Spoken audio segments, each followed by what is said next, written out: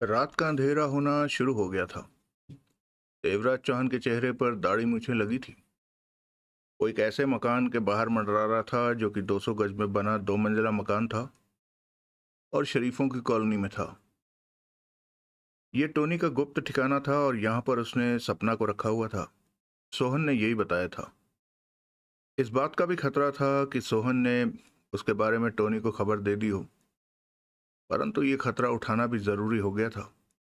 सपना को हासिल करना जरूरी था। उसके बाद ही खेल का अंत करने की कोशिश की जा सकती थी। देवराज चौहान उस मकान के भीतर जाने का रास्ता तलाश कर रहा था। गली में था वो मकान।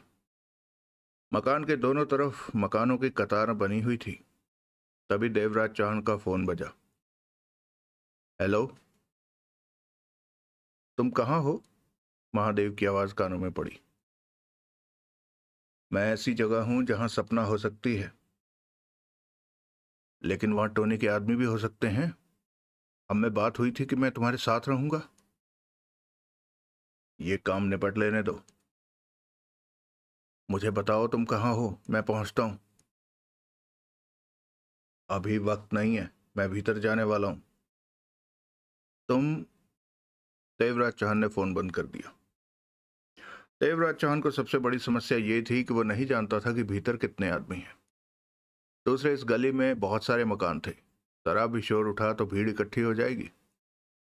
मन ही मन देवराज चौहान ने फैसला किया और आगे बढ़कर कॉल बेल बजा दी। भीतर घंटी बजने की आवाज बाहर तक सुनाई दी। देवराज चौहान ने हाथ जेब में डाला और उंगलियां रिवॉल्वर के गिर्द कस गई। तभी भीतर से दरवाजा खोले जाने की आवाज आई। दरवाजा खोलने वाली 40 बरस की औरत थी। पीछे से 3 साल का बच्चा दौड़ा आया तो औरत ने उसकी बांह पकड़ी। कहिए। औरत ने देवराज चौहान को देखा। देवराज चौहान को उसके अलावा भीतर कोई न दिखा। टोनी ने भेजा है मुझे। देवराज चौहान का स्वर शांत था। क्या काम है? सपना से कुछ बात करनी है मुझे। लेकिन उसे तो विक्रम ले गया। कुछ देर पहले ही वो निकला है यहां से। उसी पल देवराज चौहान ने रिवॉल्वर निकाली और औरत के पेट से लगा दी। औरत कांप उठी। अंदर चलो, तुमसे बात करनी है। लेकिन। चलो भीतर, वरना गोली मार दूंगा। बच्चे का हाथ थामे औरत घबराई सी पलटी और कमरे के भीतर आ गई। देवराज चौहान ने भीतर प्रवेश किया और दरवाजा बंद कर लिया। औरत सहमी सी निगाहों से देवराज चौहान को देख रही थी। तो तुम टोनी के आदमी नहीं हो? नहीं। देवराज चौहान ने सिर हिलाया और इस बात के प्रति सतर्क था कि भीतर से निकलकर कोई वहां ना आ पहुंचे। कौन हो तुम? देवराज चौहान। क्या क्या चाहते हो? औरत ने बच्चे को गोद में उठा लिया था। मुझे सपना चाहिए। उसे तो विक्रम ले।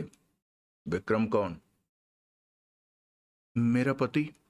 ये जगह टोनी की है, लेकिन हम यहीं रहते हैं। 2 दिन से उस लड़की को यहाँ रखा हुआ था। वो कहाँ गया है विक्रम? टोनी के पास। टोनी का फोन आया था कि सपना को लेकर उसके पास पहुंचो। औरत घबराई हुई थी। इस वक्त टोनी कहाँ होगा? मैं नहीं जानती। मैंने विक्रम से नहीं पूछा कि वो कहाँ जा रहा है। यहाँ और कौन कौन है? कोई नहीं है, मैं ही हूं। औरत ने सूखे होंठों पर जीभ फेरी। चलो, मुझे घर दिखाओ। कोई दिखा तो मैं तुम्हें गोली मार दूंगा। कोई नहीं है। देवराज चौहान ने ऊपर नीचे पूरा घर देखा। कोई नहीं था वहां। देवराज चौहान समझ गया कि उसे यहाँ पहुंचने में देर हो गई है। कुछ पहले पहुंचा होता तो सपना को वो बचा लेता। देवराज चौहान वहां से बाहर आ गया। होंठ भिजे हुए थे। तो क्या सोहन ने टोनी को यह बता दिया था कि वो सपना के पास पहुंचने वाला है, इसलिए टोनी ने वक्त रहते सपना को वहां से हटा लिया? शायद नहीं। सोहन को अगर ऐसा करना होता तो वो उसे बताता ही ना कि सपना किधर है। जो भी हो, सपना उसके हाथों के पास से होकर दूर हो गई। अगला दृश्य। कोटला बेड पर लेटा हुआ था। उसकी आंखें बंद थी, परंतु पुतलियों में तेज हलचल मची महसूस हो रही थी। स्पष्ट था उसके दिमाग तेजी से चल रहा था। वो किसी उधेड़ बुन में लगा हुआ था। तभी उसके कानों में कदमों की आहट पड़ी। बंद आंखों के पीछे पुतलियों की हरकतें रुकी और अगले ही पल उसने आंखें खोली। टोनी को पास खड़े पाया। आज जल्दी आ गया? कोटला ने बूढ़े स्वर में पूछा। मैंने आपकी बात मान ली है पापा, टोनी शांत स्वर में बोला। सपना वाली बात? कोटला के शेव बड़े चेहरे पर मुस्कान उभरी। हाँ, उसे गजनी के हवाले कर रहा हूं। मैंने तेरे को सही कहा था टोनी। मुझे नहीं मालूम कि ये सही है या गलत, लेकिन मैंने आपकी बात मान ली है। इसमें मेरा फैसला शामिल नहीं है। कोटला ने टोनी को देखा। तू परेशान क्यों है? मुझे नहीं मालूम कि मैं ठीक कर रहा हूं या गलत, सपना को गजनी के हवाले करके। मुझ पर तेरे को विश्वास नहीं रहा क्या? कोटला मुस्कुराया। विश्वास है, परंतु ये नहीं महसूस कर सका कि सपना के बारे में ठीक कर रहा हूं या गलत। ठीक कर रहा है। 350 करोड़ की दौलत आपके कहने पर गजनी के हवाले कर रहा हूं। गजनी भी तेरी है। अभी हुई नहीं। ये सब उसी की तैयारियां तो चल रही हैं। समझ ले, गजनी से लगन की तैयारियां हैं ये सब। तेरे को सबसे बड़ा बना दूंगा। झारखंड में तेरा राज होगा। तब मेरे को कितना अच्छा लगेगा कि मेरा प्यारा बेटा हर तरफ हुकूमत कर रहा है। मुझ पर भरोसा रख। जो मैं कहता हूं वो करता जा। अब बहुत जल्दी तेरे दिन फिरने वाले हैं। एकाएक कोटला खांसने लगा। टोनी ने जल्दी से उसे पानी पिलाया तो उसकी कुछ सांसें संयत हुई। आप ज्यादा बात मत किया करें पापा, टोनी ने उसे बिठाकर उसकी पीठ थपथपाते हुए बोला। बोलूंगा नहीं तो तेरे को बड़ा कैसे बनाऊंगा? सब ठीक है, ठीक चल रहा है। टोनी ने कोटला को बेड पर लिटा दिया। आप आराम कीजिए, मैं सपना को लेकर गजनी के पास जा रहा हूं। कहाँ है सपना? विक्रम उसे लेकर आ रहा है। ठीक है, जा तू। उन 3 कुत्तों से बचकर रहना। उन्हें अच्छा नहीं लगेगा कि तू गजनी की निगाहों में चढ़ जाए। टोनी कुछ नहीं बोला। देवराज चौहान को खत्म कर, वो तेरे लिए खतरा पैदा कर सकता है। अगला दृश्य। विक्रम सपना को ले आया था। सपना डरी हुई और परेशान थी। कितने दिनों से यहां से वहां किया जा रहा था उसे। अपनी जिंदगी तो जैसे वो भूल गई थी। उसे नहीं समझ आ रहा था कि उसके साथ क्या हो रहा है। मुझे क्यों पकड़ रखा है? सपना की आंखों से आंसू बह रहे थे। जाने दो मुझे। तुम्हारी आजादी का इंतजाम कर रहे हैं हम। वीरा कह उठा। क्या मुझे छोड़ रहे? नहीं, लेकिन तुम्हें वहां पहुंचाया जा रहा है जहां से तुम आजाद हो सकती हो। मुझे तो। चुप रहो, टोनी बोला। ज्यादा सवाल मत करो। भगवान के लिए मुझे जाने दो, टोनी ने वीरा से कहा। गजनी के पास जा रहा हूं। गजनी के ठिकाने के बाहर हर बार की तरह घेरा डाल लेना चुपके से। वैसे तो सब ठीक है, फिर भी मैं वहां खतरे में पड़ूं तो तुमने मुझे वहां से निकालना है, टोनी ने वीरा से कहा। ठीक है, तुम अपने आदमी लेकर यहां से निकलो। मैं कुछ देर बाद यहां से चलता हूं। वीरा बाहर निकल गया। टोनी ने सिगरेट सुलगाई और विक्रम से कहा। यहाँ के आदमियों को वीरा ले जा रहा है। 2-4 से ज्यादा लोग नहीं रहेंगे यहाँ। तुम मेरे आने तक यहीं रहना। पापा का ध्यान रखना है। मैं ऐसा ही करूंगा टोनी साहब। अगला दृश्य। रात के 10 बज रहे थे। देवराज चौहान टोनी के उस ठिकाने के बाहर मंडरा रहा था जहां कोटला था। उसे भीतर खास हलचल नहीं लग रही थी। चार दीवारी में लगा बड़ा सा गेट बंद था और गेट के भीतर भी कोई नजर नहीं आ रहा था। यह ठिकाना ऐसी जगह पर था जिसके सामने चलती सड़क थी। वाहन बराबर वहां से गुजर रहे थे। पैदल चलने वाले लोगों की भी कमी नहीं थी। कुछ देर पहले ही देवराज चौहान यहाँ पहुंचा था। थोड़ी देर में ही देवराज चौहान ने फैसला कर लिया कि चार दीवारी फलांग कर वो बंगले के भीतर प्रवेश करेगा। उसने उस वक्त का इंतजार किया जब वहां से कोई भी नहीं गुजरे। कुछ देर बाद उसे मौका मिला। चार दीवारी 10 फीट ऊंची थी। देवराज चौहान ने उछलकर चार दीवारी की मुंडेर थामी, उछला और अगले ही पल दीवार पर था। फिर कूदकर भीतर आया। आहट ली। कोई ना दिखा। कोई खतरा ना आया। कुछ पलों तक वहीं दुबका बैठा रहा। सामने 3 मंजिला इमारत थी। आसपास खुली जगह थी जहां कुछ पेड़ पौधे नजर आ रहे थे, परंतु खुली जगह पर रोशनी का खास इंतजाम नहीं था। देवराज चौहान ने रिवॉल्वर निकाली और दबे पांव धीरे धीरे इमारत की तरफ बढ़ा। कुछ आगे जाकर वो ठिठका। एक आदमी पोर्च वाले हिस्से के पास टहलता दिखा। देवराज चौहान के दांत भिज गए।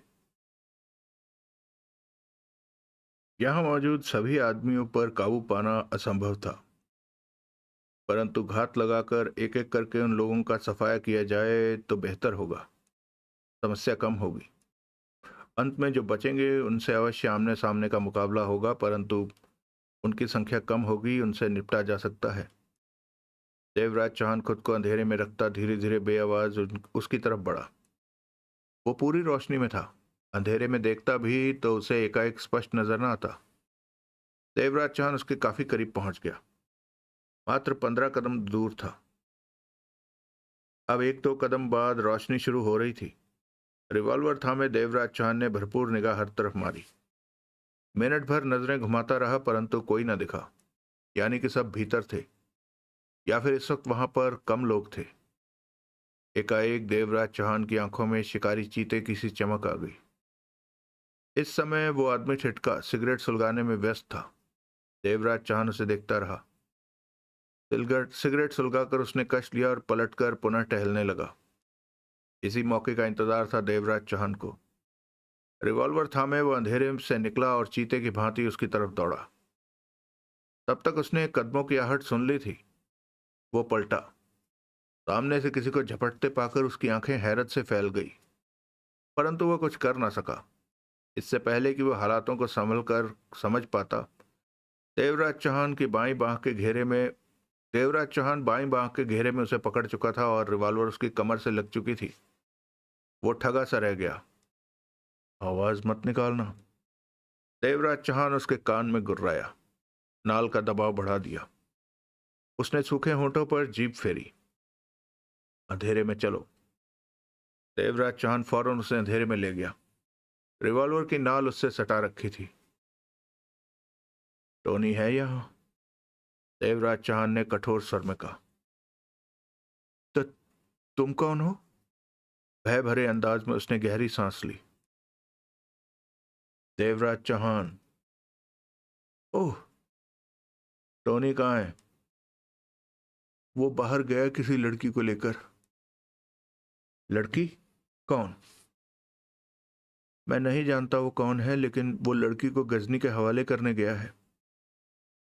देवराज चांद समझ गया कि वो सपना के अलावा कोई दूसरी नहीं हो सकती। कितनी देर हो गई उसे गए? घंटा भर हो गया। भीतर कितने लोग हैं? 5-6। 6। झूठ। ये टोनी का ठिकाना है। यहां इतने कम आदमी नहीं हो सकते। क्या मरना चाहते हो तुम? मैं सच कह रहा हूं, अब इतने ही है। वीरा 15 आदमी अपने साथ ले गया है गजनी के ठिकाने पर घेरा डालने, ताकि वहां टोनी किसी तरह के खतरे में फंसे तो उसे फौरन बचाया जा सके, क्योंकि वहां गोल्डी, बोमन और पम्मी भी हैं। तो 6 आदमी हैं भीतर? हाँ। और? क्या और कौन है? को, कोटला, उसने सूखे स्वर में कहा। तुम कहीं कोटला के बारे में तो नहीं सोच रहे? क्यों नहीं सोचूंगा? वो टोनी का बाप है। सुना है टोनी कोटला की सलाह पर चलता है। गलती मत करना कोटला को नुकसान पहुंचाने की। क्यों? टोनी तुम्हें छोड़ेगा नहीं। वो तीनों भी गजनी के पास ठहरे हुए हैं। बाप से गोल्डी की लाश लाख दुश्मनी सही, परंतु वो कभी भी ये बात पसंद नहीं करेगा कि कोई उसके बाप की हत्या कर दे। वो तुम्हें कुत्ते की मौत मारेंगे। तुम पहले ही चौला की हत्या करके बहुत कुछ कर चुके हो। मैंने तो सोचा था कि तुम यहाँ से दूर भाग जाओगे। तुम तो अभी भी। तभी देवराज चौहान का रिवॉल्वर वाला हाथ घूमा। नाल की तेज चोट उसकी कनपट्टी पर पड़ी। देवराज चौहान ने पुनः वार किया। इस बार उसके होंठों से कराह नहीं निकली। घुटने मुड़े और वो नीचे गिरता चला गया। बेहोश हो गया। देवराज चौहान के दांत भिज चुके थे। उसने मौत से भरी निगाह हर तरफ घुमाई। रास्ता साफ पाकर देवराज चौहान निशब्द दौड़ा और रोशनी वाला हिस्सा पार करते हुए दरवाजे के पास जा पहुंचा। रुककर उसने बाहर हर तरफ नजर घुमाई, फिर भीतर झांका। सामने ड्राइंग हॉल था। कोई न दिखा। देवराज चौहान सावधानी के साथ भीतर प्रवेश कर गया। नजरें हॉल में घूम रही थी। तभी उसके कानों में कदमों की आहट पड़ी। कोई आ रहा था। देवराज चौहान ने नजरें घुमाई तो दाईं तरफ 4 फीट की गैलरी दिखी। कोई वहां से आ रहा था। उसने भी देवराज चौहान को देख लिया, परंतु वहां रोशनी कम थी। देवराज चौहान को तुरंत पहचान ना पाया और पास आते ही कह उठा, तुम यहाँ क्या कर रहे हो मंगल? तुम्हें तो दरवाजे के बाहर होना चाहिए था। देवराज चौहान होंठ भींचे उसे देखता रहा। वो आगे आया। उसने देवराज चौहान के चेहरे की तरफ देखा तो चिंग उठा। तुम कौन हो तुम? तभी देवराज चौहान का रिवॉल्वर वाला हाथ घूमा और उसके सिर पर पड़ा। वो चीखा। देवराज चौहान ने दूसरा तीसरा वार उसके सिर पर किया। वो बेहोश होकर नीचे जा गिरा। सन्नाटा छाया हुआ था वहां। देवराज चौहान रिवॉल्वर थामे उसी गैलरी में आगे बढ़ गया। उसके कदमों की आवाज मध्यम से गूंज रही थी। कहीं से कोई आवाज न उठ रही थी। कुछ आगे जाकर वो रास्ता दाईं तरफ मुड़ गया। देवराज चौहान कुछ आगे बढ़ा तो उसके कानों में 2 आदमियों की बातें करने का स्वर पड़ा। सावधान हुआ। देवराज चौहान आगे बढ़ने लगा। आगे खुला दरवाजा देखकर देवराज चौहान ने भीतर झांका। वो किचन था, कमरे के साइज का। 2 आदमी वहां काम करने में व्यस्त थे। उनकी पीठ थी इस तरफ। देवराज चौहान ने दबे पांव भीतर कदम रखा। रिवॉल्वर को नाल की तरफ से पकड़ा। एक के पीछे जा पहुंचा। उसी पल फुर्ती से रिवॉल्वर के दस्ते की चोट उसके सिर पर की। उसके होंठों से कराह निकली। वो नीचे बैठता चला गया। कराह सुनकर दूसरा चौंक कर पलटा। तब तक देवराज चौहान उसके पास जा पहुंचा था। ए, कौन हो तुम? उसने कहा और तेजी से अपना हाथ जेब की तरफ बढ़ाया। देवराज चौहान ने उसे बोलने का और कुछ करने का मौका न देकर उसके माथे पर रिवॉल्वर के दस्ते की चोट की। वो पीड़ा से चीख उठा। दूसरे वार में वो बेहोश होकर नीचे गिरता चला गया। देवराज चौहान ने पहले वाले की तरफ नजर मारी। वो नीचे पड़ा कुनमुना रहा था, बेहोश न हुआ था। देवराज चौहान ने आगे बढ़कर उसकी खोपड़ी पर पुनः वार किया तो वो बेहोश हो गया। 4 को बेहोश कर चुका था, बाकी बचे 2। देवराज चौहान बाहर जाने के लिए किचन के दरवाजे की तरफ बढ़ा कि फौरन ही दरवाजे की ओट में हो गया। सांस रोके, दांत भींचे देवराज चौहान खड़ा रहा। कदमों की आहटें दरवाजे के पास पहुंची, फिर कोई भीतर आया। इससे पहले कि वो भीतर बेहोशों को देखकर चौंकता, संभलता, पलटता, देवराज चौहान ने रिवॉल्वर की नाल उसकी पीठ से सटा दी। वो चिंक कर ठिठका। हिलना मत। देवराज चौहान गुर्राया।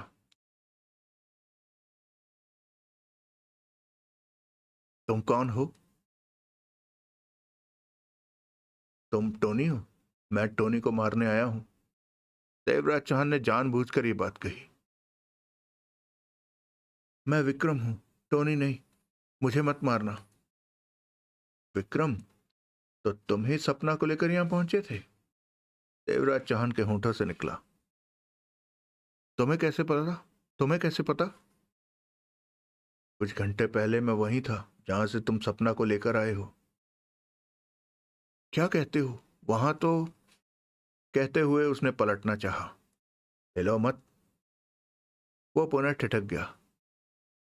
तुम कहने जा रहे थे कि वहां मेरी बीवी बच्चा है। वो ठीक तो है? विक्रम घबरा गया। चिंता मत करो, ठीक है। टोनी यहां नहीं है, विक्रम ने जल्दी से कहा। मुझे मत मारना, मैं। तुम पांचवें आदमी हो, छठा आदमी कहाँ है? देवराज चौहान ने पूछा। वो किसी काम से बाहर गया है। कोटला कहाँ है? ऊपर कमरे में। तुम कौन हो? विक्रम ने घबराए स्वर में कहा। देवराज चौहान। ओह। विक्रम ने गहरी सांस ली। मुझे हैरानी हुई तुम्हें यहां देखकर। तुम्हें तो टोनी के आदमी ढूंढ रहे हैं। उसी पल देवराज चौहान ने रिवॉल्वर की नाल का प्रहार जोरों से उसके सिर पर किया। वो चीखा। देवराज चौहान ने दूसरा वार किया। विक्रम बेहोश होकर नीचे गिरता चला गया। अगला दृश्य। कोटला आंखें बंद किए लेटा था कि कदमों की आहट पास आकर रुकी। विक्रम, कोटला ने बंद आंखों से ही कहा। आज कमर में बहुत तेज दर्द हो रही है। पानी बोतल गर्म करके ला दे, पीठ के नीचे रखूंगा। और अभी तक दाल नहीं उबाली गई। मुझे भूख लग रही है। देख तो किचन में क्या हो रहा है। जवाब में जब कोटा को सुनने को कुछ नहीं मिला तो उसने आंखें खोली। सामने दाढ़ी मूंछ लगाए देवराज चौहान को खड़े पाया। कोटला की आंखों में चौंकने के भाव आए। उसने उठना चाहा परंतु उठ न सका। उसके कमजोर और बीमार शरीर ने उसका साथ नहीं दिया। वैसे ही पड़ा रहा वो। देवराज चौहान के हाथ में उसने रिवॉल्वर देख ली थी। दोनों कई पलों तक एक दूसरे को देखते रहे। फिर देवराज चौहान ने दाढ़ी मूंछ चेहरे से उतारी और एक तरफ रख दी। तुम कोटला हो? देवराज चौहान बोला। और तुम देवराज चौहान? कोटला ने कमजोर स्वर में कहा। सही पहचाना। देवराज चौहान ही हूं मैं। क्या तुम्हें आशा थी कि मैं यहां पहुंच जाऊंगा? नहीं। आशा रखनी चाहिए थी। या फिर तुमने मुझे कम आंका? मुझे बिठाओ, सहारा दो। देवराज चौहान ने पीठ पर हाथ रखकर उसे सहारा दिया और तकियों के सहारे बिठा दिया। इतने में ही कोटला गहरी गहरी सांसें लेने लगा। संयत होने में उसे मिनट भर लगा। देवराज चौहान उसे देखता रहा। टोनी यहां नहीं है, कोटला बोला। तुम्हें खुश होना चाहिए कि वो यहां नहीं है। होता तो मर जाता मेरे हाथों से।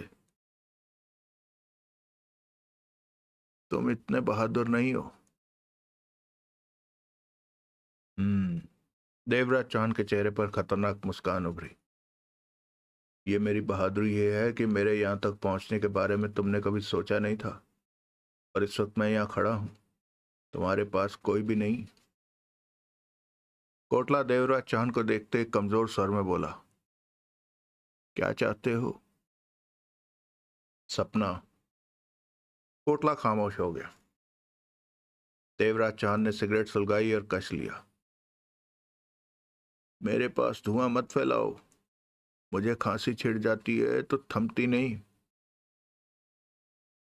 तुमने ऐसा कोई काम नहीं किया कि मैं तुम्हारी बात की इज्जत करूं। मैं बूढ़ा हूं, रहम के काबिल नहीं। देवराज चौहान ने इंकार में सिर हिलाया। सुना है तुम टोनी के द्वारा अभी भी अंडरवर्ल्ड पर हुकूमत कर रहे हो। कोटला खामोश रहा। टोनी को तुम अपनी उंगलियों पर नचाते हो। तुम्हारी सलाह पर ही वो काम करता है। तुम्हें क्यों एतराज है? तुम्हारे कहने पर ही टोनी ने मेरे साथ खेल खेला।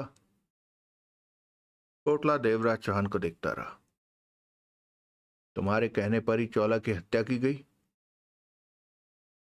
उसका मर जाना ही ठीक था, कोटला ने कमजोर स्वर में कहा। चौला तुम्हारा बेटा था कोटला, तुमने अपने बेटे की हत्या की है। मेरा प्यारा बेटा टोनी है, इसलिए कि टोनी को तुम अपने इशारों पर नचाते हो और चौला को तुम्हारे इशारों पर नाचना पसंद नहीं था। टोनी के अलावा मेरा कोई बेटा नहीं। मैं तुम्हारी फितरत समझ चुका हूं। सच बात तो यह है कि तुम्हें टोनी से भी प्यार नहीं है। तुम उस तरह के इंसान हो जो अपनी हुकूमत बनाए रखने के लिए कुछ भी कर सकता है, किसी को भी इस्तेमाल कर सकता है। तुम्हें सिर्फ ये नशा चाहिए कि तुम्हारी बात मानी जाए, जो तुम कहो वो पूरा हो। टोनी को अपने मोह जाल में फंसाकर अपना उल्लू सीधा किए जा रहे हो। मैं टोनी को सबसे बड़ा बना दूंगा। नहीं बन सकता वो बड़ा, देवराज चौहान ने कहा। बनेगा। कभी नहीं बनेगा। देवराज चौहान के दांत भिज गए। तुम कैसे कह सकते हो? क्योंकि उसने मुझसे पंगा ले लिया है। अब उसे मेरी नहीं, मुझे उसकी तलाश है। देख लो, टोनी के लिए मैं यहां तक आ पहुंचा हूं। तुम, कोटला ने कमजोर स्वर में कहा, टोनी का कुछ नहीं बिगाड़ सकते। अभी तक मैंने कुछ नहीं किया, तभी तो टोनी जिंदा रहा। देवराज चौहान कठोर स्वर में बोला। तुमने मेरे साथ किया है कोटला। कोटला के कमजोर चेहरे पर थकी सी मुस्कान उभरी। अपना खेल खेलते हुए तुमने और टोनी ने मुझे फंसा दिया। उसके बाद भी मुझे मारने के लिए अपना खेल जारी रखे हुए हो। तुम्हारा मरना जरूरी है, तभी तो टोनी की तरक्की होगी। मुझे दुश्मन बनाकर टोनी तरक्की नहीं कर सकता, देवराज चौहान ने कठोर स्वर में कहा। तुम कैसे इंसान हो जो अपने ही बेटों को एक दूसरे का दुश्मन बनाकर अपनी हुकूमत कायम रखना चाहते हो? किसके लिए कर रहे हो तुम? तुम्हें तो चाहिए था कि इस उम्र में अपने बेटों को एकजुट करके मरते, परंतु तुम तो इस उम्र में भी नीचता वाला काम कर रहे हो। तुम मुझे अच्छाइयों का पाठ पढ़ाने आए हो? कोटला कमजोर स्वर में बोला। मैं तुम्हें गोली मारने आया था, लेकिन मारूंगा नहीं। तुम्हारी हालत तो ऐसी है कि अगर मैं तुम्हारी छाती में हल्का सा घूंसा मार दूं तो तुम्हारी सांसें जहां की तहां थम जाएंगी। बेहतर है एड़ियां रगड़ रगड़ कर तुम अपनी मौत मरो। तुम्हें मारने का पाप मैं नहीं करूंगा। तुम जैसे लोगों का अंत बहुत बुरा होता है, बहुत ही बुरा। कोटला देवराज चौहान को देखता रहा। देवराज चौहान के चेहरे पर मुस्कान थी, नफरत थी। तुम जैसा बाप मैंने पहले कभी नहीं देखा, सुना भी नहीं था कि कोई तुम जैसा हो सकता है। कोटला एकाएक मुस्कुरा पड़ा। तुम वास्तव में ज़हीन दिमाग के हो, कोटला ने कमजोर स्वर में कहा। मैं तुम्हारे मुंह से अपनी तारीफ नहीं सुनना चाहता। तुमने जो कहा सच कहा। टोनी के कंधे पर बंदूक रखकर मैं अंडरवर्ल्ड की हुकूमत कर रहा हूं, परंतु ये बात टोनी नहीं जान सका आज तक। जानेगा, जरूर जानेगा। एक दिन उसे इस बात का एहसास अवश्य होगा कि आज तक वो मुझे न समझ सका तो अब क्या समझेगा। कोटला का कोई मुकाबला नहीं कर सकता। तुम इस काबिल बचे ही कहाँ हो कि तुम्हारा मुकाबला किया जाए। मुझे तो तुम पर रहम आ रहा है। तुम इस काबिल भी नहीं बचे कि मैं तुम्हारी जान ले लूं। देवराज चौहान की आवाज में नफरत के भाव थे। उसने फोन निकाला और टोनी का नंबर मिलाया। हेलो। फौरन ही टोनी की आवाज कानों में पड़ी। सपना कहाँ है? गजनी के पास। गजनी ही सपना की हकदार है। मैं इस वक्त तेरे बाप के पास खड़ा हूं। बोल, मार दूं इसे? देवराज चौहान गुर्राया। दो पल तो टोनी की आवाज नहीं आई। बोल, मार दूं? नहीं, मत मारना। तू कहता मैं तब भी नहीं मारता। ये इस काबिल है ही नहीं कि इसे मारा जाए। देवराज चौहान ने सख्त स्वर में कहा। मैं तेरे से तेरे बाप की जान का सौदा भी नहीं करूंगा कि तू सपना को छोड़ दे तो मैं इसे नहीं मारूंगा। तूने बहुत कुछ कर लिया मेरे खिलाफ। अब जो किया है वो भुगत। अब तू मुझे नहीं, मैं तुझे ढूंढ रहा हूं। कहकर देवराज चौहान ने फोन बंद कर दिया। कोटला देवराज चौहान को देखे जा रहा था। देवराज चौहान ने कोटला को कठोर निगाहों से देखा और पलटकर बाहर निकलता चला गया। मैंने पहले ही कहा था देवराज चौहान खतरनाक है। इसे मरना चाहिए वरना ये सब कुछ खराब कर देगा। कोटला बड़बड़ा उठा। अगला दृश्य। टोनी सपना के साथ चौला के ठिकाने पर पहुंचा। सपना खुद को पुनः चौला के ठिकाने पर देखकर सिहर उठी। ये तुम मुझे कहां ले आए? सपना तड़प कर बोली। चुप रहो, टोनी ने कठोर स्वर में कहा। उसने सपना की कलाई थाम रखी थी। तभी सामने से आता जखीरा मिला। जखीरा सपना को टोनी के साथ देखकर हैरान हुआ। ये कहां मिली? जखीरा अपनी हैरानी पर काबू पाता कह उठा। गजनी कहाँ है? टोनी ने पूछा। बैठक में गई है अभी। टोनी सपना की बांह थामे उस तरफ बढ़ गया। जखीरा वहीं खड़ा उन्हें जाता देखता रहा। चेहरे पर सोच के भाव थे। तभी उसे गोल्डी दिखा। गोल्डी साहब। गोल्डी ने ठिठक कर उसे देखा। टोनी साहब आए हैं, जखीरा सोच भरे स्वर में बोला। टोनी इस वक्त? गोल्डी के माथे पर बल पड़ गए। साथ में सपना भी है। सपना? महादेव की बेटी? गोल्डी की निगाह जखीरा पर जा टिकी। जखीरा ने सिर हिला दिया। गोल्डी के होंठ भिज गए। वो जखीरा को देखता रहा। कुछ बात तो है ही, जखीरा धीमे स्वर में कह उठा। क्या कहना चाहते हो? टोनी साहब गजनी जी पर कुछ ज्यादा ही मेहरबान है। वो गजनी जी को खुश करने की कोशिश कर रहे हैं मेरे ख्याल से। उनका बार बार यहां आना मुझे चुभ रहा है। हो सकता है शायद मैं गलत हूं, लेकिन तुम ठीक महसूस कर रहे हो। वो टोनी साहब सपना के दम पर महादेव से कई सौ करोड़ के हीरे ले सकते थे, परंतु वो सपना को लेकर यहां आ गए। स्पष्ट है कि टोनी कोई भारी खेल खेल रहा है। कोई यूं ही सपना को यहां नहीं लाया। आपने ठीक कहा। कुछ बात तो है जो कोई समझ नहीं पा रहा, जखीरा धीमे स्वर में कह उठा। अगला दृश्य। ड्राइंग रूम में गजनी ने बोतल उठाकर अपने लिए गिलास तैयार किया और सोफे पर आ बैठी। घूंट भरने लगी। चेहरे पर शांत सोच के भाव उभरे थे। अभी दो चार घूंट ही भरे थे कि टोनी ने सपना के साथ भीतर प्रवेश किया। सपना को वहां देखकर पल भर के लिए गजनी अचकचा उठी। सपना का चेहरा फक पड़ा हुआ था। गजनी को देखकर टोनी मुस्कुराया। देख, मैं तेरे लिए क्या लाया हूं। टोनी अभी तक मुस्कुरा रहा था। देख लिया, गजनी ने मुस्कुराकर कहा। ये तेरे को कहां मिली? ये तो उसी दिन से मेरे पास थी। तेरे पास? उसी दिन से? गजनी ने टोनी को देखा। हाँ, उसी रात मेरे आदमियों ने इसे देवराज चौहान के साथ जाते देखा। वो सपना को पहचानते थे। उन्होंने देवराज चौहान को बेहोश करके इसे अपने कब्जे में कर लिया। गजनी ने टोनी को देखते सिर हिलाया। तो फिर तो इसे पहले क्यों ना लाया? अब क्यों लाया? गोल्डी, पम्मी और बोमन की वजह से, टोनी ने कहा। मैं समझ नहीं पा रहा था कि इसे तुम्हारे हवाले कैसे करूं। हीरो को पाने का विचार उनका भी बन रहा है, तो अब मैंने फैसला किया कि सपना को तुम्हारे हवाले कर देना चाहिए। हीरो के बारे में तुम लोग जो भी करो, उससे मुझे कोई मतलब नहीं। तो मैं सपना को ले आया हूं।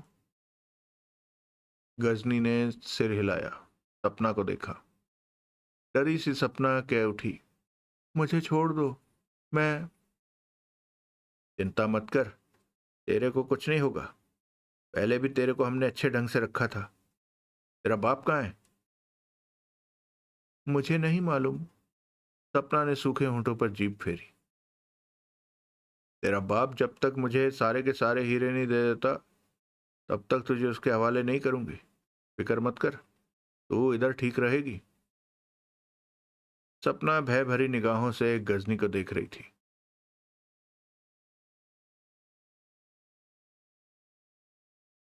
अपने लिए गिलास बना ले। गजनी ने हाथ में थमे गिलास से घूंट भरा। टोनी उधर रखी बोतल की तरफ बढ़ गया। इधर आ, बैठ। गजनी ने सपना को कहा और पास के सोफे की कुर्सी को हाथ से थपथपाया। डरी सी सपना खड़ी रही। आजा, मेरे से मत डर। सपना कांपती टांगों से आगे बढ़ी और सोफे पर आ बैठी। मुझसे मत डर, मैं भी तेरे जैसी हूं। गजनी ने उसका हाथ दबाया। सपना में हिम्मत कहाँ कि वो कुछ कह सके। पैग लेगी? गजनी ने प्यार से पूछा। सपना ने अपना भय से भरा चेहरा इंकार में हिला दिया। तेरे साथ टोनी ने कुछ किया तो नहीं? सपना ने गर्दन फिर इंकार में हिली। टोनी के आदमियों ने? सपना का इस बार भी इंकार रहा। घबरा मत, हीरे मिलते ही तेरे को छोड़ देंगे। तभी टोनी अपना गिलास थामे पास आया और बैठ गया। गोल्डी, पम्मी और बोमन मेरे लिए हीरे लाएंगे टोनी, गजनी बोली। ये तो अच्छी बात है, टोनी मुस्कुराया। तभी जखीरा ने भीतर प्रवेश किया। उसकी मां अभी भी गले से लटकी पट्टी में फंसी थी। गजनी उसे देखते ही कह उठी, आ जखीरा, देख, टोनी लड़की को ले आया है। अब हमें हीरे मिल जाएंगे। ये तो बहुत अच्छी बात है, जखीरा मुस्कुरा पड़ा। ले जा लड़की को, कोई तकलीफ ना हो, खाना पीना पूछ लेना। आह, जखीरा ने सपना से कहा। सपना सहमी सी कठपुतली बनी उठ खड़ी हुई। जखीरा सपना को लेकर बाहर निकल गया।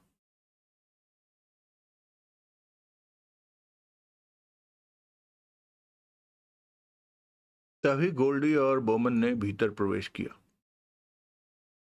पता चला तुम आए हो टोनी, बोमन ने मुस्कुराकर कहा। सपना को लाया है, महादेव की बेटी। तुम लोग अब महादेव से 700 करोड़ के हीरे ले सकते हो, गजनी बोली। हाँ, वो सब हीरे तुम्हारे होंगे गजनी, बोमन ने कहा। गजनी ने सिर हिलाया। लेकिन महादेव है कहाँ? गोल्डी ने टोनी को देखा। मैं नहीं जानता, टोनी ने घूंट भरा। जानता होता तो उसे भी यहां लाकर खड़ा कर देता। सपना के दम पर हीरे तू भी तो ले सकता था टोनी, तूने क्यों नहीं लिए? गोल्डी ने पूछा। उन हीरों पर अब गजनी का हक है। चौला उन्हीं हीरों को पाने की खातिर मरा। टोनी गहरी सांस लेकर कह उठा। हाँ, उन पर अब गजनी का हक है, गोल्डी ने शांत स्वर में कहा।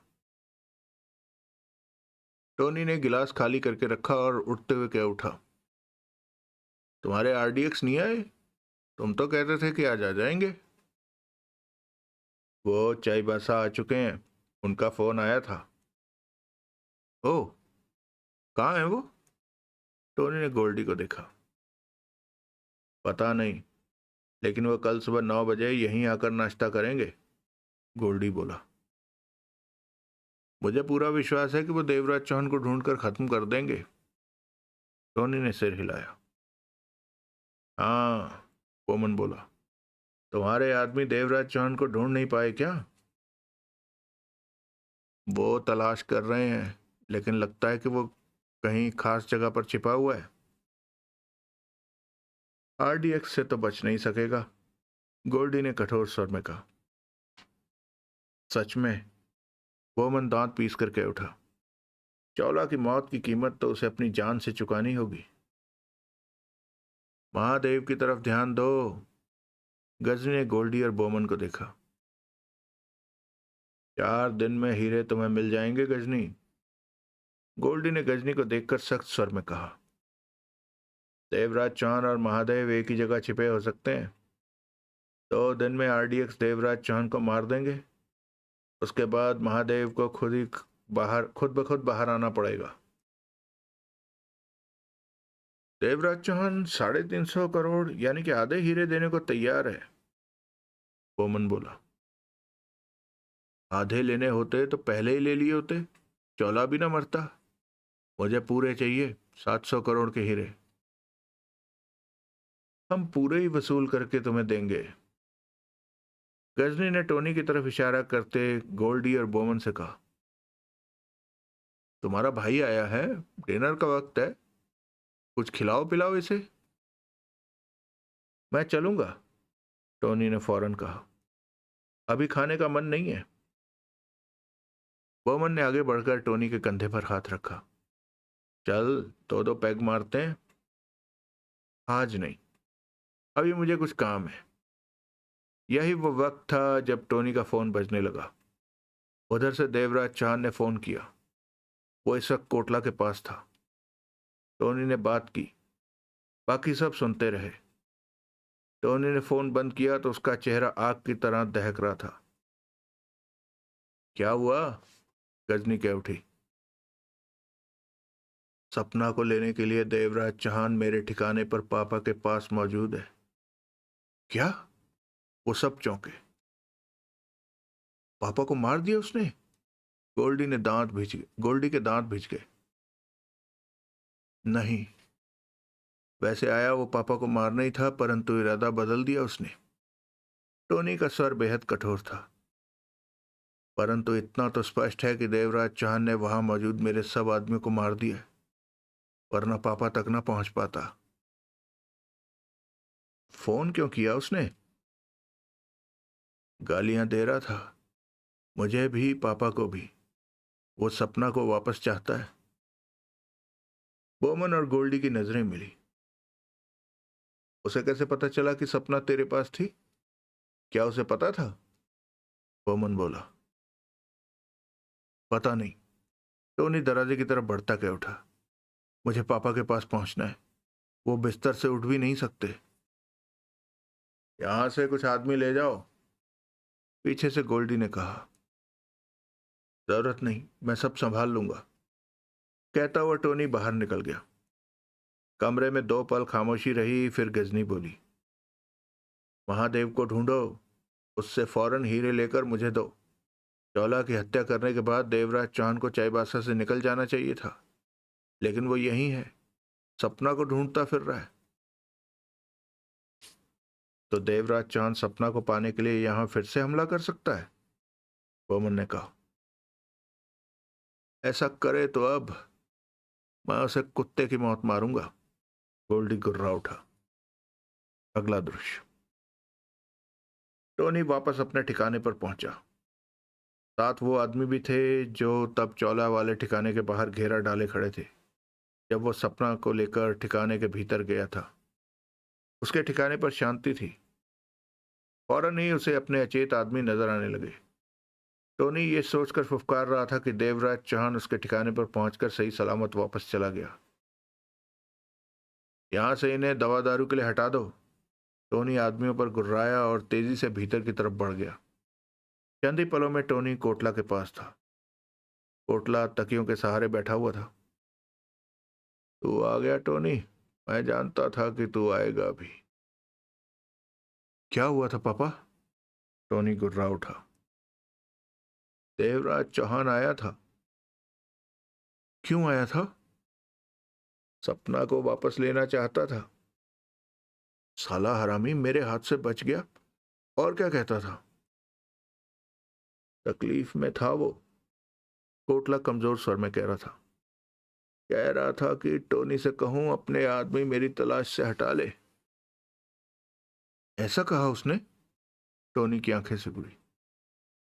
हाँ, कोटला कुछ हाँफने लगा। आप ज्यादा मत बोलो पापा। टोनी ने फौरन पानी का गिलास उठाया। लो, पानी पी लो। टोनी ने कोटला को 2 घूंट पानी पिलाया। मुझ पर बहुत जोर दे रहा था कि तुम उसकी जान के पीछे। कोटला ने थके स्वर में फिर कहा। फिर मैंने कहा मैं टोनी के कामों में दखल नहीं देता, लेकिन वो नहीं माना। उसने रिवॉल्वर निकालकर मेरी छाती पर रख दी कि अगर मैंने टोनी को नहीं समझाया तो मुझे मार देगा।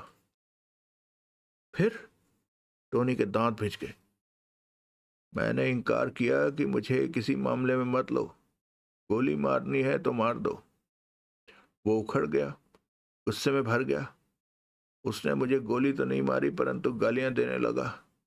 तुम्हें भी फोन करके मेरे सामने गालियां दी। कोटला गहरी गहरी सांस लेने लगा।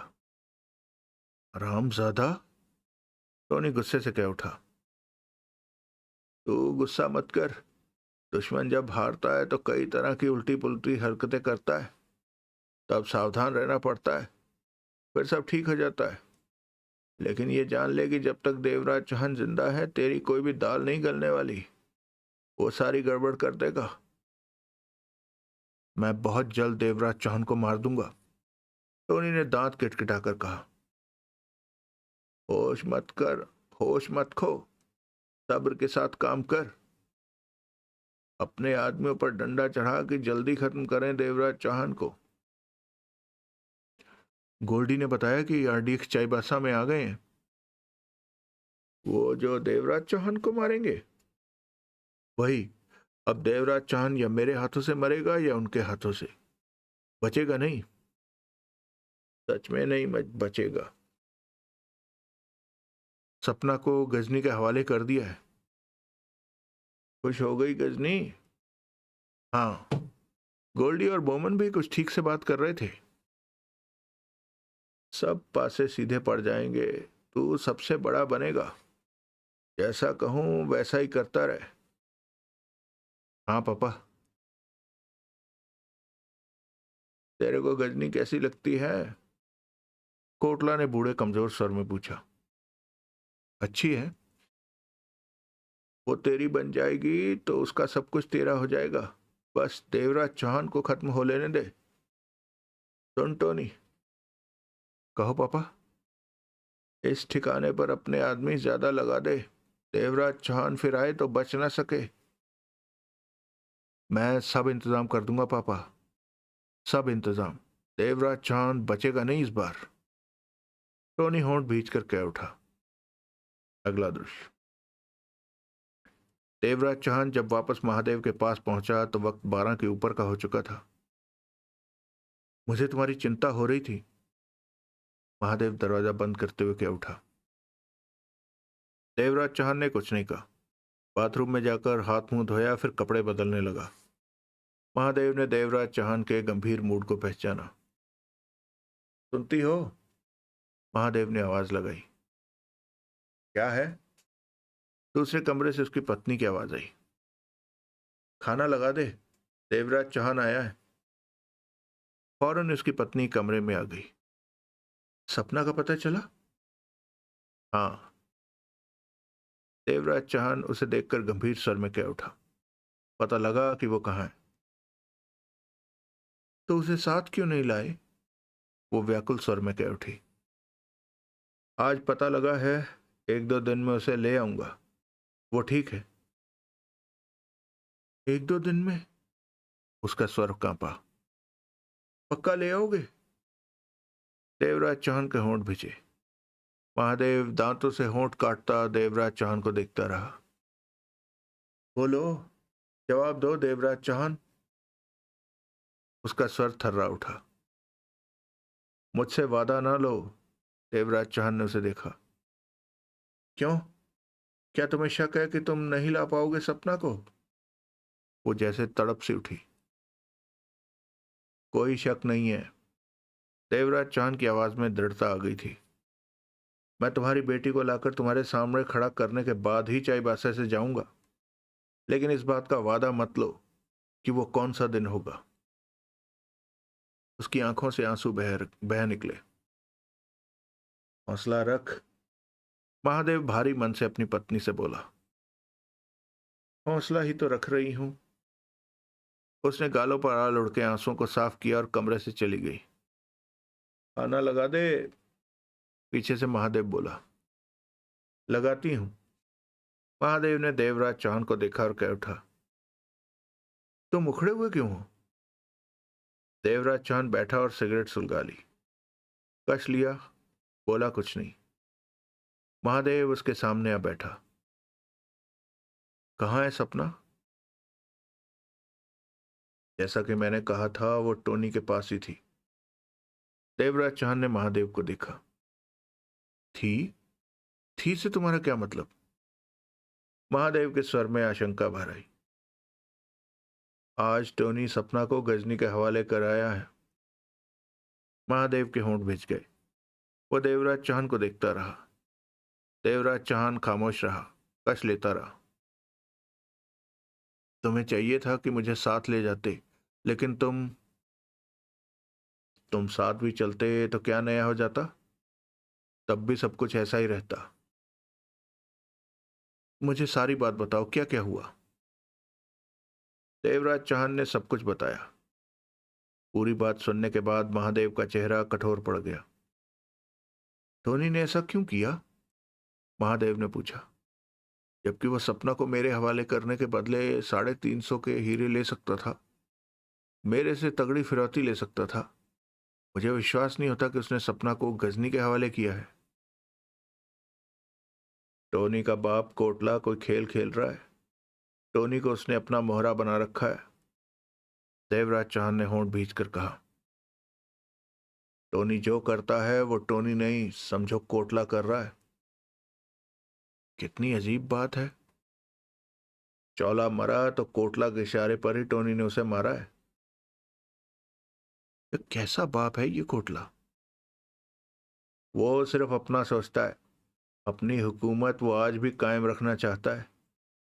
वो बेड पर मरों से भी बदतर स्थिति में पड़ा हुआ है। खुद उठ नहीं सकता, बिठाना पड़ता है। आंखें धसी हुई हैं, गाल पिचके हैं, शरीर सूख चुका है। वो इस हाल में था कि मेरा मन उसे गोली मारने का भी नहीं हुआ, जबकि मैं उसे शूट करने ही गया था। परंतु उसका दिमाग बिल्कुल ठीक काम कर रहा है। उसका दिमाग बूढ़ा नहीं हुआ है। टोनी को मोहरा बनाकर अपना खेल खेल रहा है। चौला को टोनी के द्वारा उसने मरवाया, और मुझे पूरा विश्वास है कि वो गोल्डी, पम्मी और बोमन को भी खत्म करना चाहेगा। वो तीनों अवश्य उसे चुपते होंगे, क्योंकि कोटला हर जगह अपनी चलाना चाहता है। परंतु वो तीनों ऐसा नहीं होने देते। इधर टोनी सोचता होगा कि उसका बाप जो भी सलाह देता है उसकी बेहतरी के लिए देता है। ये बात तो वो सपने में भी नहीं सोच सकता कि कोटला उसके द्वारा हुकूमत आज भी चला रहा है। कहते हुए देवराज चौहान का चेहरा कठोर हो गया। कोटला आज मर जाए तो देखना, कल तक सब ठीक हो जाएगा। वो सब भाई आपस में प्यार से रहेंगे। फिर तो तुम्हें कोटला को गोली मारनी चाहिए थी, महादेव ने कहा। गोली मारने की भी जरूरत नहीं थी। क्या मतलब? उसकी छाती पर हल्का सा घूंसा मारता तो उसका दिल काम करना बंद कर देता और वो मर जाता। तो तुम्हें उसको खत्म कर देना था। कहा तो, वो जिस हाल में था वो मरों से भी बुरी हालत में है। कोई भी उसे देखे तो उसे तरस आ जाए। और इस हाल में भी वो चालबाजियां खेल रहा है। हाँ, और इस बात से खुश लगता है कि उसका गेम कामयाब है। टोनी उसके इशारे पर नाच रहा है। कितना गंदा बाप है वो। सच में, अगर मैं उसे मार देता तो मुझे अपने पर गुस्सा आता कि मैंने ऐसे इंसान को मारा जो उठने बैठने के काबिल भी नहीं है, जो कभी भी मर सकता है। मैं तो कोटला को मारकर टोनी को तकलीफ देना चाहता था कि वो सपना को। कोटला या उसके बेटे कैसे हैं, हमें इससे कोई मतलब नहीं, महादेव गंभीर स्वर में कह उठा। हमें सिर्फ सपना से मतलब है, और सपना को इन्हीं लोगों ने पकड़ रखा है। इसलिए इन लोगों से हमारा तब तक तो मतलब है जब तक कि सपना हमें मिल नहीं जाती।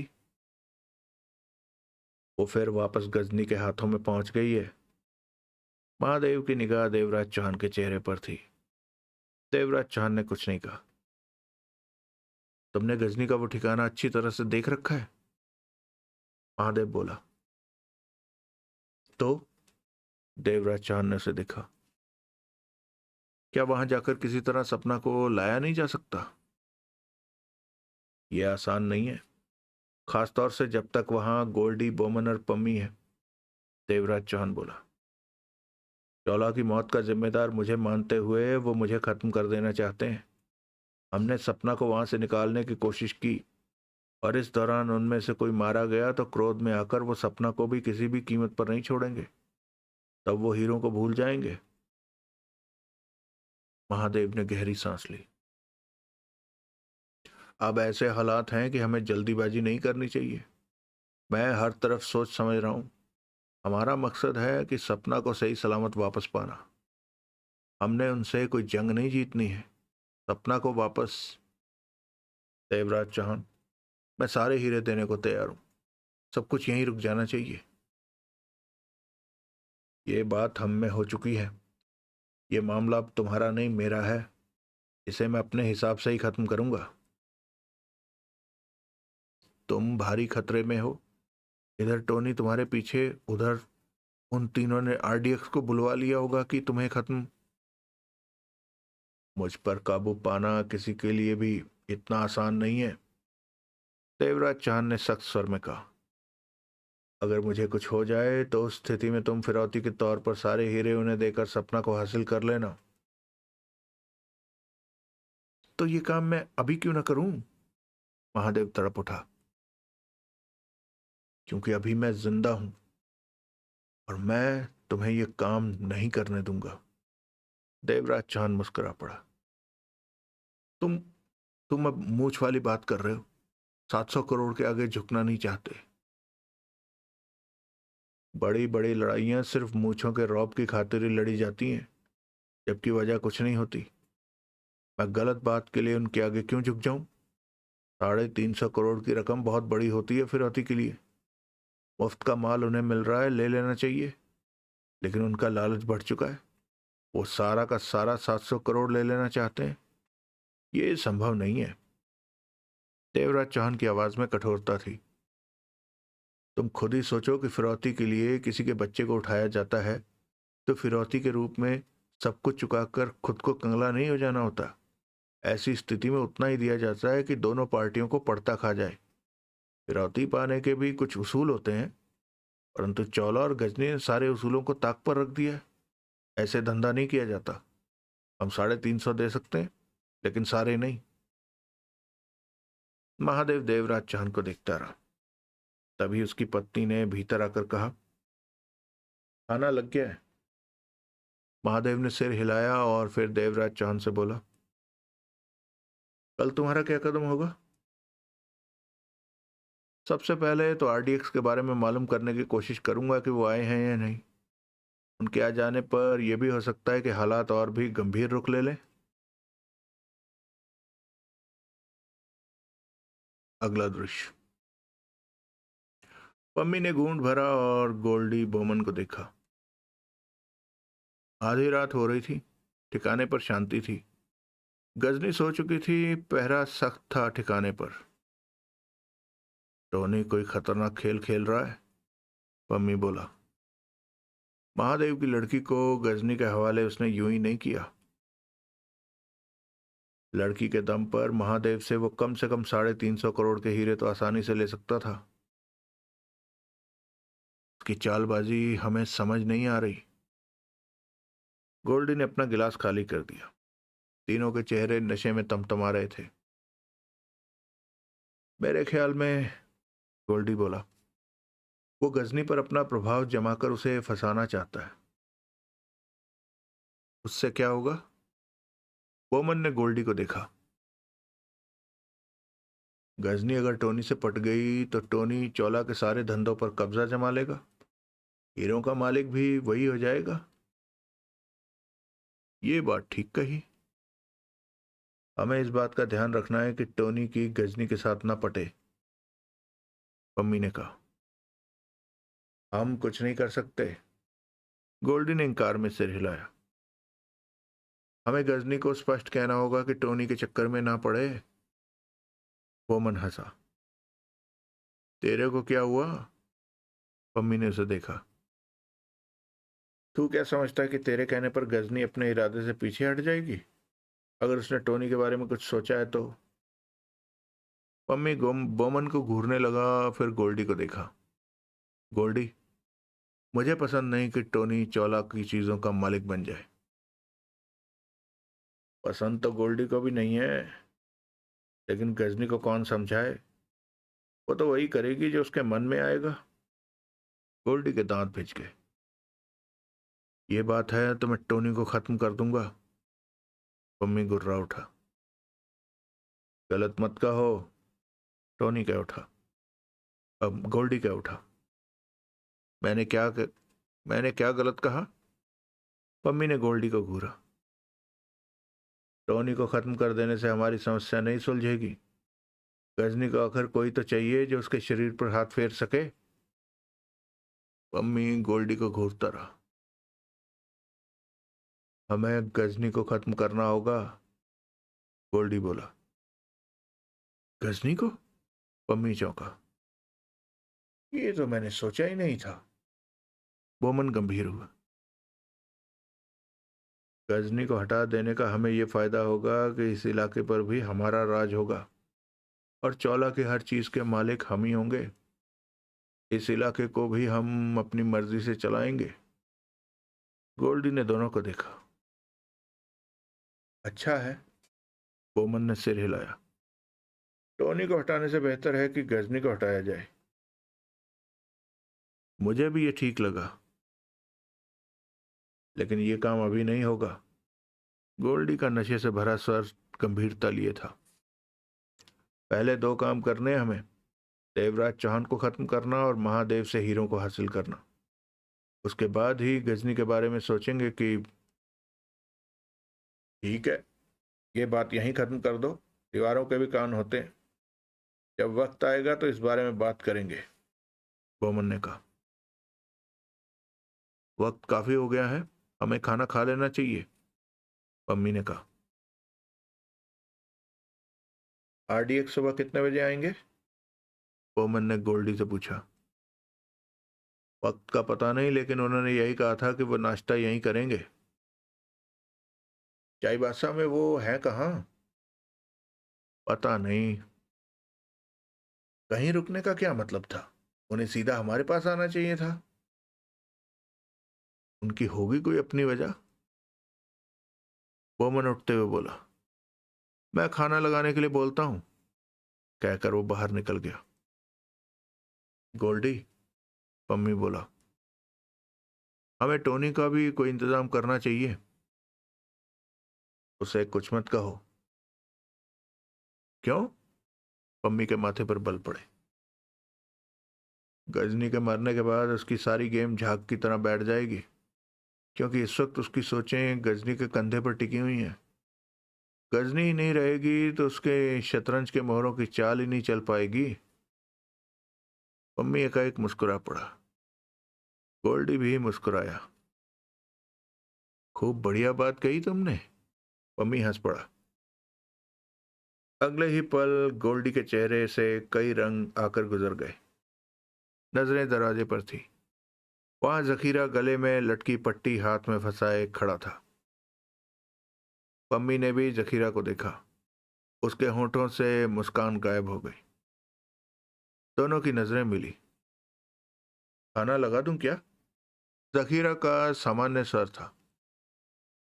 तू कब आया तू यहाँ? पम्मी ने उसे घूरा। अभी, जब आप हंस रहे थे। जखीरा मुस्कुरा पड़ा। कुछ सुना तुमने?